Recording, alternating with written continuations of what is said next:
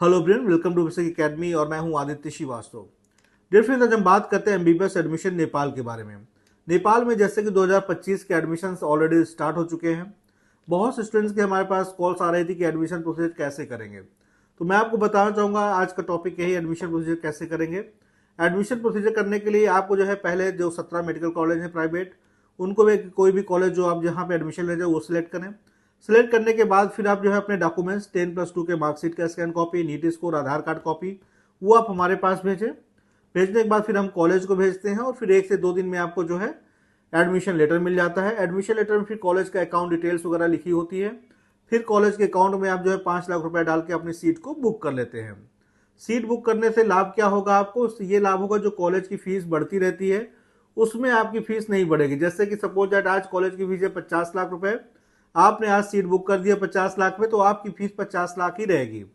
बाकी फिर college fees 55 भी होगी, 58 भी होगी, तो उससे फिर आपको कोई प्रभाव नहीं पड़ना। तो ये सीट बुकिंग से आपको जो है लाभ होगा। अब इसके बाद आते हैं, फिर आप ये करते हैं, सीट बुक कर देते हैं। सीट बुक करने के बाद फिर क्या करना होता है?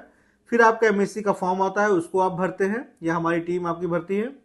भरने के बाद फिर आपका एक काउंसलिंग का डेट आता है, जिसके लिए आपको काठमांडू नेपाल आना होता है एमएससी के ऑफिस में। वहाँ पे आपका जो है, जो कॉलेज आप बुक कर रखते हैं उसी कॉलेज को आप जो है सिलेक्ट कर देते हैं। सिलेक्ट करने के बाद फिर जो बाकी का रिमेनिंग का पेमेंट होता है वो कॉलेज आपसे लेता है, यानी आप कॉलेज में फीस, बाकी की फीस डालते हैं फर्स्ट ईयर की। और इसके बाद फिर आपका एडमिशन प्रोसीजर कंप्लीट हो जाता है।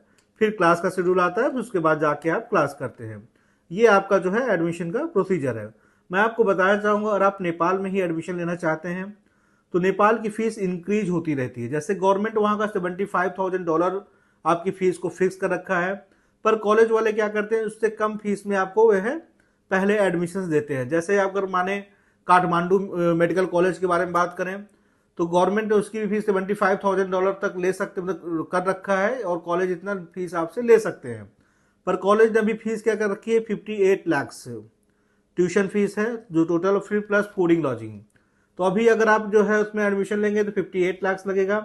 इसके बाद में भी हो सकता है 5-7 एडमिशन के बाद लेंगे, फिर 2 लाख बढ़ेगा, फिर 2 लाख बढ़ के ऐसे वो 64 लाख प्लस फूडिंग लॉजिंग आपसे ले सकते हैं। तो अगर नेपाल में ही एडमिशन करना है तो तुरंत एडमिशन का प्रोसीजर स्टार्ट करें, नीचे नंबरों पर कॉल करें और हमारे काउंसलर से बात करें कि आपके नीट के स्कोर के हिसाब से, आपके बजट के हिसाब से कौन सा कॉलेज आपके लिए सुटेबल होगा।